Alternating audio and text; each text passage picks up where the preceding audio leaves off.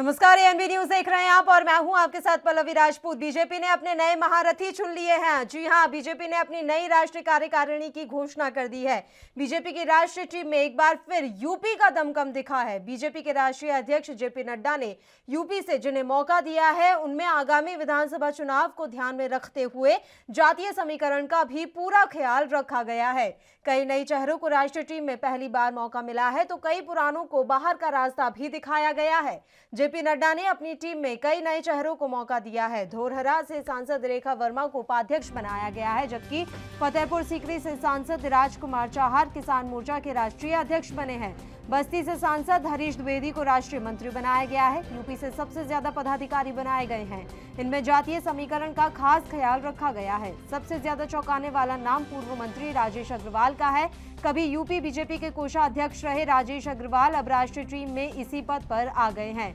राजेश अग्रवाल को उम्रदराज होने की वजह से प्रदेश सरकार में मंत्री पद से हटा दिया गया था। बीजेपी की राष्ट्रीय टीम में इस बार डॉक्टर अनिल जैन का ना होना काफी हैरानी भरा है। अनिल यूपी में काफी सक्रिय भी रहते हैं। वहीं किसान मोर्चा के अध्यक्ष वीरेंद्र सिंह मस्त और मंत्री दारा सिंह चौहान को भी जगह नहीं मिली है। कभी यूपी के प्रभारी रहे राजस्थान के ओपी माथुर भी टीम से बाहर हैं। हालांकि पहली बार यूपी के सांसद बने सैयद जफर इस्लाम को यहां के कोटे से राष्ट्रीय टीम में प्रवक्ता बनाया गया है। वह छत्तीसगढ़ के रहने वाले हैं। यूपी से विनोद सोनकर, गौरव भाटिया, शिव प्रकाश, सुधांशु द्विवेदी भी टीम में शामिल हैं। बीजेपी के नवनियुक्त राष्ट्रीय उपाध्यक्ष मुकुल रॉय ने शनिवार को कहा है कि वह पार्टी नेतृत्व द्वारा पश्चिम बंगाल में विधानसभा चुनावों से पहले उन पर जताए गए भरोसे के साथ न्याय करने की पुरजोर कोशिश करेंगे।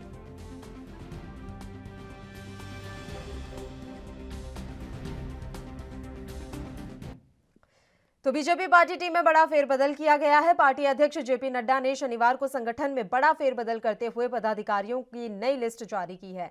बीजेपी की नई टीम में इस बार महिलाओं और युवाओं को जगह मिली है। पार्टी ने पहली बार 12 उपाध्यक्षों के नाम की घोषणा की। जिन नेताओं की तरक्की हुई है उनमें पंजाब के तरुण चुग का नाम भी है। वहीं बीजेपी की नई राष्ट्रीय कमेटी में बिहार से 5 नेताओं को जगह दी गई है। पार्टी ने 8 महामंत्री बनाए हैं। हालांकि 8 महामंत्रियों में एक भी बिहार के नहीं है और वहीं इस पूरे मामले पर प्रतिक्रियाएं भी सामने आई हैं। पालक श्री नरेंद्र मोदी जी, आदरणीय अमित शाह जी, जेपी नड्डा जी, बीएल संतोष जी ने हमें जिम्मेवारी दी है और हम तो एक सिपाही की तरह पहले भी काम कर रहे थे, सिपाही की तरह आगे भी काम करेंगे। जो आदेश होगा पार्टी का, जिस मोर्चे पर जाना, यहाँ तो कोई पद नहीं है, ये जिम्मेवारी है और पार्टी की जिम्मेवारी एक सिपाही के तौर पे पिछले 30 सालों से कर रहा हूँ, आगे भी करता रहूंगा। और भारतीय जनता पार्टी की ये टीम आदरणीय नड्डा जी के नेतृत्व में श्री नरेंद्र मोदी जी की सरकार की जो उपलब्धियां हैं वो जन जन तक पहुंचाने के लिए जेपी नड्डा जी के नेतृत्व में जो नई टीम घोषित हुई है, टीम के सभी सदस्यों को मैं उत्तर प्रदेश की 24 करोड़ जनता की ओर से उनको सफल कार्यकाल के लिए शुभकामना देता हूँ।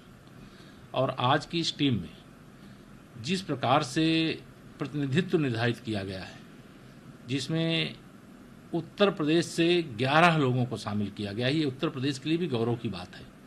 लेकिन इसमें विशेषकर युवाओं को, महिलाओं को, पिछड़ों को, अनुसूचित वर्ग के, अनुसूचित जनजाति वर्ग के, अल्पसंख्यक समुदाय से, अर्थात सबका साथ सबका विकास, एक भारतीय जनता पार्टी की राष्ट्रीय टीम जो है। आदरणीय राष्ट्रीय अध्यक्ष जगत प्रकाश नड्डा जी को हम सब बधाई देते हैं कि विशेष रूप से युवाओं और महिलाओं को ज़्यादा जगह मिला है। विशेषकर उत्तर प्रदेश से भी बहुत लोगों को जगह मिला। नवनियुक्त राष्ट्रीय पदाधिकारियों को भी मैं शुभकामनाएं देता हूं, बधाई देता हूं। साल मैंने बीजेपी का सेवा किया, बीजेपी का जन्म से एक सैनिक का रूप में काम किया और आज तृणमूल का नेता आएंगे इसलिए मेरे को पद छोड़ना पड़ा। इससे दुखद बात और कुछ हो ही नहीं सकता। लेकिन बीजेपी ने जो पुरस्कार मेरे को दिया, इसको लेके मैं अभी और कुछ कहना नहीं। और इस खबर पर तमाम जानकारी और ज्यादा चर्चा के साथ इस समय लखनऊ से हमारे संवाददाता पुनीत मोहन लाइव जुड़े हुए हैं। पुनीत, नई राष्ट्रीय कार्यकारिणी की घोषणा कर दी है भारतीय जनता पार्टी ने। यूपी का दमखम खासा दिखाई दे रहा है। यूपी से सबसे ज्यादा चेहरों को मौका दिया गया है, वजह क्या मानी जाए? और जातीय समीकरण भी यहाँ साधने की कोशिश की गई है। देखिए पल्लवी, 2022 में उत्तर प्रदेश के चुनाव होने, ऐसे में जो राष्ट्रीय कार्य समिति की लिस्ट बनाई गई है उसमें यूपी का दमखम दिखाई दे रहा है। जातीय समीकरण की अगर हम बात करें तो धौरहरा से जो सांसद है रेखा वर्मा, पिछड़ी जाति से आती हैं, उनको जगह दी गई है। जो राजकुमार चाहर जो फतेहपुर सीकरी से हैं, जाट बिरादरी के हैं, उनको जगह दी गई है। हरीश द्विवेदी जो ब्राह्मण चेहरा है, बस्ती से सांसद हैं, उनको जगह दी गई है। इसके अलावा सुधांशु त्रिवेदी हैं और एक जफर इस्लाम जो अभी राज्यसभा के सांसद बने हैं, उनको राष्ट्रीय प्रवक्ता में जगह दी गई। तो तमाम बड़े चेहरे शामिल किए गए हैं और जातीय समीकरण का बिल्कुल ध्यान रखा गया इसमें। पिछड़ों की अगर हम बात करें तो रेखा वर्मा को जगह दे करके पार्टी पिछड़ों में एक अपना सीधे तौर पे ये दिखाने की कोशिश कर रही है कि पिछड़ों में से एक व्यक्ति को उन्होंने राष्ट्रीय कार्य समिति में जगह दी है। ब्राह्मण चेहरों की लोकप्रियता पाने के लिए हरीश द्विवेदी को आगे किया गया है। जाट बिरादरी, क्योंकि जो किसान का बिल आया है, किसान विरोधी बिल जिसे बता रहे हैं, किसान और जाट जो है किसान, वो सबसे ज्यादा इस बिल का विरोध कर रहे हैं। ऐसे में किसानों को मनाने के लिए राजकुमार चाहर को जगह दी गई है। सीधे तौर पर यूपी में का दबदबा दिखा है राष्ट्रीय कार्य समिति में, और कहीं ना कहीं 2022 के चुनाव से अगर हम इसको देखते जोड़ते हुए चलते हैं तो ये कहना गलत नहीं होगा। जी पल्लवी। बिल्कुल, और कई ऐसे पुराने चेहरे हैं जिन्हें इस बार मौका नहीं मिला है और उनकी अच्छी खासी नाराजगी भी देखने को मिल रही है। पुनीत, तो ऐसे में क्या आप डैमेज कंट्रोल की कवायद में भी जुटेंगे जेपी नड्डा? देखिए, जो लिस्ट जारी हुई है ये अप्रैल में ही जारी हो जानी थी, लेकिन कोरोना काल के चलते ये 8 महीने बाद जारी हुई है, क्योंकि बैठक नहीं हो पा रही थी। और अब की बार 12 राष्ट्रीय उपाध्यक्ष हैं, 23 राष्ट्रीय प्रवक्ता बनाए गए हैं। उत्तर प्रदेश का दबदबा दिखा है, बिहार का दबदबा दिखा है, लेकिन कई ऐसे चेहरे हैं जो जिनको इस बार तवज्जो नहीं दी गई है, चाहे वो जैन हो, चाहे वो अन्य बड़े नेता हो, जिनको इस बार जगह नहीं दी गई है। और कहीं ना कहीं विरोध भी दिख रहा है, उनके समर्थक विरोध भी कर रहे हैं, लेकिन जिनको टीम में जगह नहीं दी गई है उनका साफ तौर पर कहना है कि वो एक सिपाही के तरीके काम कर रहे हैं और पद बीजेपी में मायने नहीं रखता है। बीजेपी का हर एक कार्यकर्ता बीजेपी का सिपाही है और सीधे तौर पर पद है या नहीं है, लेकिन जिस लगन से वो पहले भी काम कर रहे थे आगे भी उसी लगन से काम करते रहेंगे। जी पल्लवी। बिल्कुल, और जिस तरह से ये तवज्जो दी गई है, यूपी का दमखम दिखाई दे रहा है, तमाम चीजों पर अगर नजर डालें पुनीत, तो क्या लग रहा है बीजेपी ने एकदम सही दाव चला है या अभी इसमें कहीं सुधार की गुंजाइश नजर आ रही है? देखिए, बीजेपी ने ये जो दांव खेला है जातीय समीकरण को लेकर के, आप अगर इस लिस्ट पर ध्यान देंगी तो रेखा वर्मा जो धौरहरा से सांसद आती है, पिछड़ी जाति के हैं। हरीश द्विवेदी ब्राह्मण चेहरे हैं और सीधे तौर पे जो चाहर हैं सांसद फतेहपुर सीकरी से, वो जाट बिरादरी से आते हैं। किसान बिल जो आया उसका सबसे ज्यादा विरोध जाट किसान कर रहे थे यूपी पश्चिम के, उनको मनाने के लिए उनको जगह दी गई है। इसके साथ ही अरुण सिंह को जगह दी गई है, ठाकुरों के कोई लोकप्रियता पाने के लिए सीधे तौर पर जातीय समीकरण बैठाया गया है। ब्राह्मण ठाकुरवाद जो पूर्वांचल का फेमस रहा है, उसमें कहीं ना कहीं चेहरों को जगह दे करके ब्राह्मणों का वोट, ठाकुरों का वोट, पिछड़ी जाति का वोट पाने के लिए रेखा वर्मा को जगह दी गई है और मुस्लिम वोट पाने के लिए जफर इस्लाम को जगह दी गई है, सुधांशु त्रिवेदी को जगह दी गई है। तो जातीय समीकरण जिस तरीके से ध्यान में रखते हुए लिस्ट बनाई गई है, और अगर सूत्रों की माने तो इस बारे में जो शीर्ष नेतृत्व है उनसे पहले ही चर्चा हो चुकी थी जेपी नड्डा की, और ये लिस्ट अप्रैल में ही आनी थी, लेकिन कोरोना काल के चलते 8 महीने बाद ये लिस्ट आई है। 2022 में यूपी का चुनाव है और यूपी के चुनाव में जातीय समीकरण कहीं ना कहीं एक अहम रोल अदा करता है, उसको ध्यान में रखते हुए लिस्ट बनाई गई है। पिछड़ों का भी वोट पाने के लिए, ठाकुरों ब्राह्मणों सबका वोट पाने के लिए कहीं ना कहीं हर बिरादरी से एक व्यक्ति को जगह दी गई है। जी बिल्कुल, और जिस तरह से ये लिस्ट अभी जारी की गई है और लगातार बीजेपी की तरफ से कहा जा रहा है कि कद को नहीं काम को हम वरीयता दे रहे हैं, नया नेतृत्व गढ़ने का संदेश इसमें नजर आ रहा है पुनीत। और जिस तरह से महिलाओं की संख्या बढ़ाई गई है, किस तरह से इसे देखें? राजनीतिक लिहाज से काफी अच्छा यहाँ पर बीजेपी कर रही है काम। देखिए, सीधे तौर पे युवा चेहरों को जगह दी गई है और महिलाओं को तवज्जो दी गई है।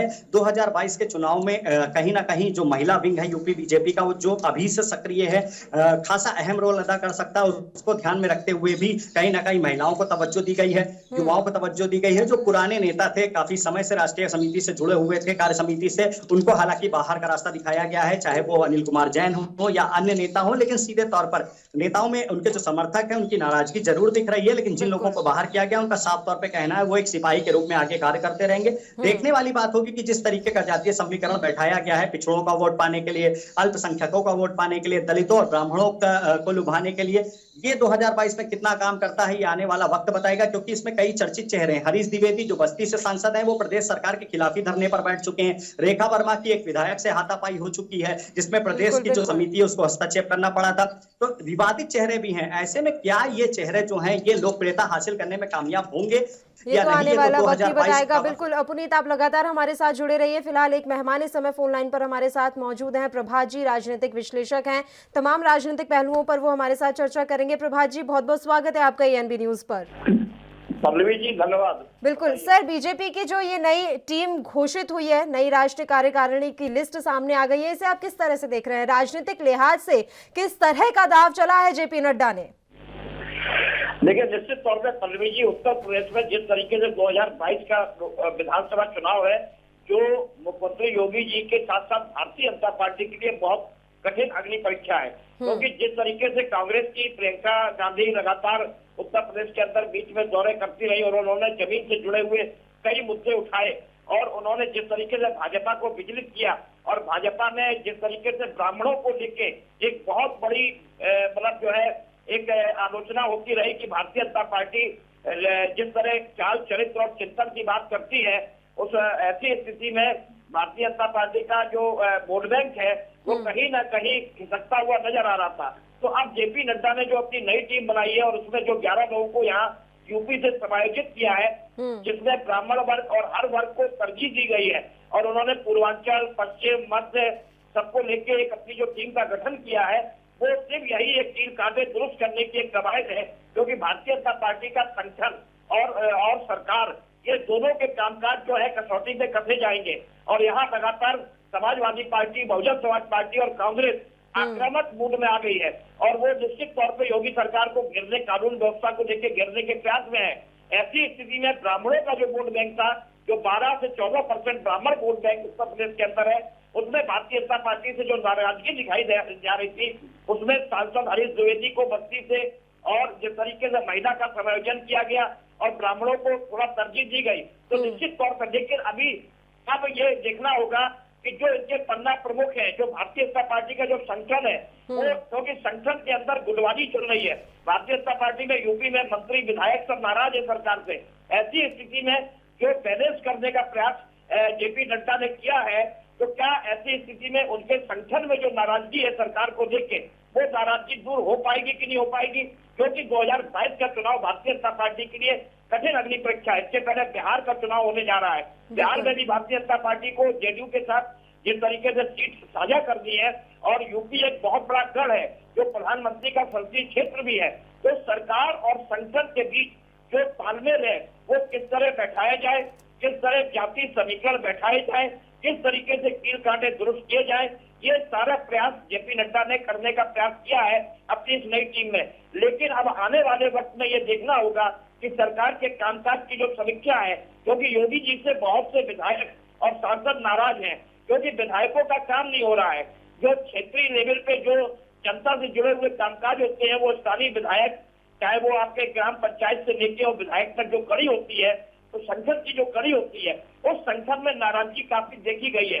क्योंकि प्रदेश अध्यक्ष स्वतंत्र देव सिंह ने भी जो अपनी टीम का गठन किया, उसमें भी उन्होंने प्रयास किया कि सबको तरजीह दें, हर जाति धर्म के लोगों को जोड़ा जाए और ऐसी स्थिति में स्वतंत्र देव लगातार यूपी में कमान संभाले हुए हैं। लेकिन जिस तरीके से ठाकुर और ब्राह्मणों को लेके भारतीय जनता पार्टी में एक तीर कमान जैसी स्थिति हो गई है, उस स्थिति को लेके निश्चित तौर पे भारतीय जनता पार्टी पसोपेश में है और कांग्रेस अपना प्रदर्शन और अच्छा करने के लिए प्रियंका को आप कुछ दिनों आने वाले समय में कुछ दिनों में फिर सड़कों पे उतरते हुए आप देख सकते हैं। उनके जो प्रदेश अध्यक्ष है लड्डू प्रसाद, वो लगातार हर मुद्दे को उठा के जनता से जुड़े हुए मुद्दों को उठाते हैं और गिरफ्तार कर दिए जाते हैं।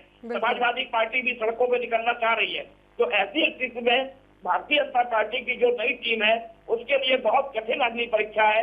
लेकिन सबसे बड़ा सवाल है कि सरकार और संगठन के बीच तालमेल किस तरीके से बनेगा, क्योंकि अब 1.5 साल का समय रह गया है और 6-8 महीने बाद आचार संहिता की बात आ जाएगी। 2021 के लास्ट तक सारे कामकाज बंद हो जाएंगे, विकास के जितने भी कामकाज है। और एक बात और बताऊं पल्लवी जी, कि योगी सरकार एक भारी भरकम बजट लेके आने वाली है और वो लुभावना बजट होगा और उस बजट की तैयारी की जा रही है। तो ऐसी स्थिति में भारतीय जनता पार्टी सारे कील कांटे दुरुस्त करना चाहती है, चाहे वो संगठन के लेवल पे हो, चाहे सरकार के लेवल पे हो, और एक मंत्रिमंडल का विस्तार बहुत जल्द शीघ्र हो सकता है योगी सरकार का। बिल्कुल, ऐसी भी इसकी भी संभावना सुगबुगाहट कि है योगी कि जल्दी सरकार में मंत्रिमंडल का विस्तार होगा। और वाकई में अगर मिशन 2022 को आपको भेजना है तो डैमेज कंट्रोल तो करना ही होगा। ये तो एक कदम आगे बढ़ाया गया, अभी इस तरह के और भी कदम उठाने पड़ेंगे। पश्चिम बंगाल से भी हमारे संवाददाता शांतनु बनर्जी इस समय फोन लाइन पर जुड़े हुए हैं और लखनऊ से पुनीत मोहन लगातार लाइव हमारे साथ बने हुए हैं। पुनीत, मैं आपके पास आना चाहूंगी। ब्रेक पर जाने से पहले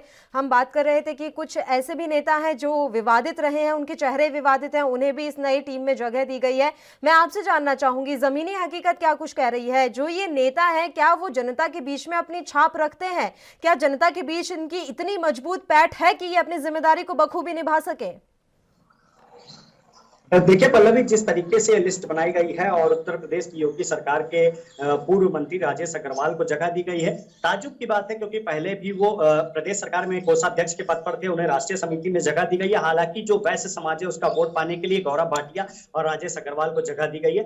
हरीश द्विवेदी ब्राह्मणों का वोट लुभाने के लिए उनको जगह दी गई है। रेखा वर्मा जो राष्ट्रीय उपाध्यक्ष बनाई गई है, पिछड़ों का वोट पाने के लिए उनको जगह दी गई है। विनोद सोनकर राष्ट्रीय मंत्री बनाए गए हैं। लेकिन अब जो विवादित चेहरे हैं उनकी चर्चा करते हैं। रेखा वर्मा एक सिपाही को थप्पड़ मारने के मामले में चर्चा में आई थी। इसके साथ ही शशांक त्रिवेदी एक विधायक है, उनसे उनका झगड़ा हुआ था और इसमें यूपी बीजेपी को हस्तक्षेप करना पड़ा था और बात केंद्र तक गई थी। हरीश द्विवेदी योगी सरकार के खिलाफ ही सड़क पर धरने पर बैठ चुके हैं। ऐसे में कहीं ना कहीं अगर हम जमीनी सच्चाई की बात करें तो रेखा वर्मा को जगह दी गई है, हरीश द्विवेदी को जगह दी गई है, तमाम ऐसे चेहरों को जगह दी गई है जातीय समीकरण को फिट बैठाने के लिए। लेकिन हकीकत ये है कि विधायक से विवाद हुआ है, रेखा वर्मा का धौरारा से सांसद हैं, एक सिपाही को थप्पड़ मारने के मामले में चर्चा में आई है और कहीं ना कहीं जो आपसी मनमुटाव है वो भी कहीं ना कहीं साफ नजर आता है। हरीश द्विवेदी अगर यूपी पूर्वांचल की ब्राह्मण बेल्ट जो है उसको सफलतापूर्वक कामयाब हो गया उसको हासिल करने में, तो यूपी पश्चिम में जो ब्राह्मण वोट है उनको हासिल करने में बीजेपी के पास कोई ऐसा चेहरा नहीं है। तो अवध क्षेत्र में सबसे ज्यादा ब्राह्मण है, अवध क्षेत्र का कोई ऐसा व्यक्ति नहीं है जिसको राष्ट्रीय कार्य समिति में जगह दी गई हो। तमाम विवादित चेहरे हैं जिनको जगह दी गई है। बीजेपी का ये मानना है कि वाद विवाद होते रहते हैं और कार्यकर्ताओं में लोकप्रियता उनकी आज भी बरकरार है, लेकिन 2022 में ये फलसफा सामने आएगा कि आखिर इनकी लोकप्रियता कितनी बरकरार है, क्योंकि जिस तरीके से जातीय समीकरण को ध्यान में रखते हुए जगह दी गई है इसमें कई ऐसे चेहरे हैं जो विवादित हैं, जिसमें मुख्य है रेखा वर्मा और हरीश द्विवेदी। सीधे तौर पर दो पक्ष हैं, एक रेखा वर्मा के सपोर्टर हैं और एक कहीं ना कहीं रेखा वर्मा के अगेंस्ट में भी है। यही हरीश द्विवेदी के साथ भी है, पूर्वांचल में कई लोग उनके सपोर्ट में हैं तो कई लोग उनके अगेंस्ट में भी है। जिस तरीके का ये जातीय समीकरण बनाया गया है और सीधे तौर पर बीजेपी का कहना है कि उन्होंने धरातल पर इसकी जांच करके तब इन लोगों को जगह दी है, लेकिन 2022 में ये सामने आएगा कि आखिर ये लोग कितने उपयोगी साबित होते हैं। जी बिल्कुल, बहुत बहुत शुक्रिया पुनीत मोहन, आप हमारे साथ जुड़े, तमाम चर्चा आपने हमारे साथ की। शांतनु बनर्जी पश्चिम बंगाल से हमारे संवाददाता फोन लाइन पर जुड़े हुए हैं। शांतनु, मुकुल रॉय को तो बड़ी जिम्मेदारी दे दी गई है, लेकिन राहुल सिन्हा काफी नजर आ रहे हैं, कह रहे हैं कि मैंने लंबे समय तक बीजेपी का एक सिपाही के तौर पर काम किया और उसका फल मुझे ये मिला है।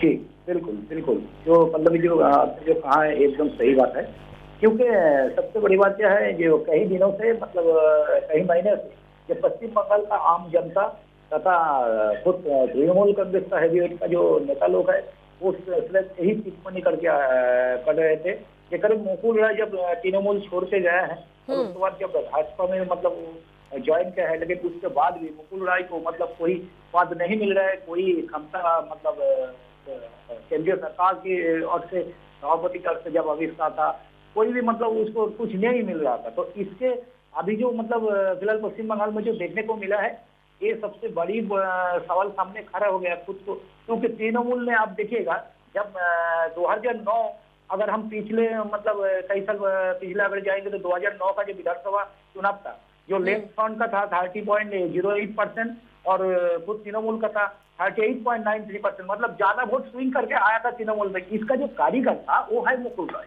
मुकुल रॉय जो मतलब पिछले कई सालों से जो विधानसभा चुनाव तृणमूल का जो मतलब उसका जो सीरियल का माफिक जो काम किया है वो मुकुल रॉय किया है। अभी फिलहाल तृणमूल ने खुद प्रशांत किशोर को मतलब उसी चुनाव का दायित्व दिया।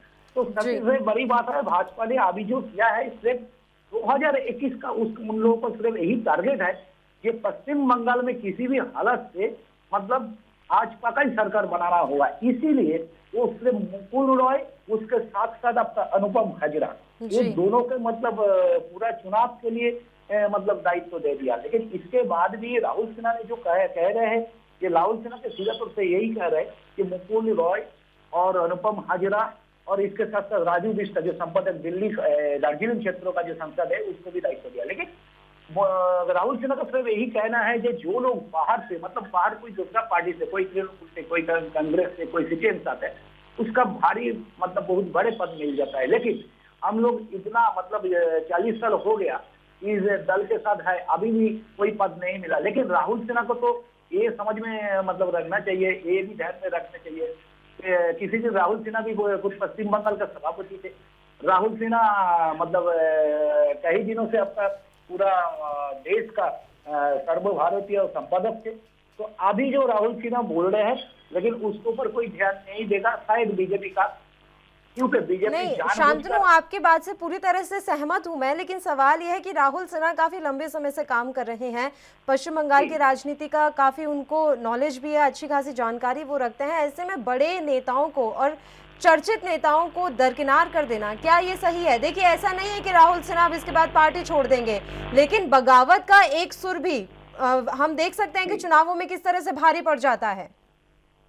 जी बिल्कुल बिल्कुल, पल्लवी जी आपने जो बोला है वो सही बात है। लेकिन एक्चुअली केंद्रीय मतलब जो नेतृत्व जो है, अब तक जेपी नड्डा से लेकर अमित शाह, मोदी जी, जो केंद्रीय जो नेता लोग है, ये इसको सिर्फ टारगेट है बंगाल से किसी भी हालत से मतलब भाजपा को मतलब सरकार बनाना होगा। लेकिन इसके कारण मुकुल रॉय को दिया है इसीलिए कि मुकुल रॉय को खुद अपने मालूम है मतलब पश्चिम बंगाल के कहाँ पे कौन कौन नेता लोग हैं, कौन कौन वोटर है, कौन कौन वोटर को स्विंग करना पड़ेगा, कौन कौन वोटर को मतलब क्या कैसे जो वोट कराना होगा, ये सिर्फ मुकुल रॉय को मालूम है।